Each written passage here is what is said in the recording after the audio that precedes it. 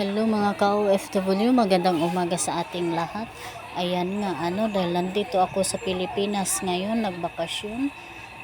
Nag-request ang aking mga apo na magluto daw ako ng sampurado dahil namimiss daw nila yung luto kong sampurado. Ayan, dahil walang tabliya, yung para sa sampurado, Milo ang ginamit ko.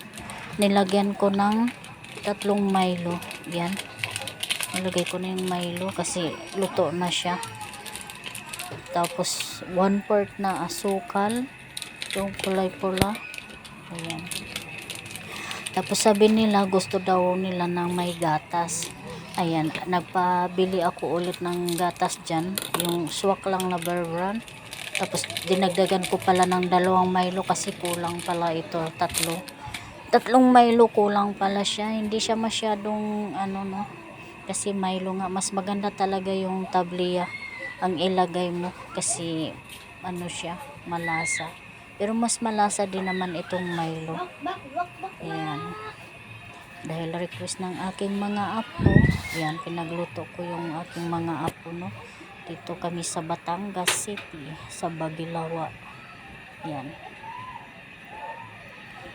So, ayan, sabi ko bakit parang kulang sa kaya nagpa-dagdag ako ng Milo. Ayan, 1/4 ito na asukal nilagay ko.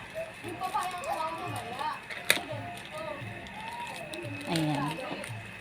Ang nagbibidyo nga pala dito yung apo kong si Sherlyn. Ayan. Luto na ito, kunting lang, pakulo na lang natin tapos pakainin ko na sila.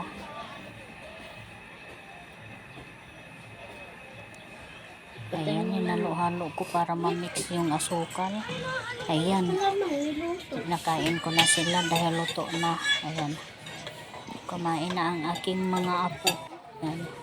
Yung iba mga tulog pa, yung iba kong mga apo, kaya sila lang muna. Kasi dyan na 4 lang muna. So, tapos ito pa yung bulilit kong apo. Ayan, si Jama,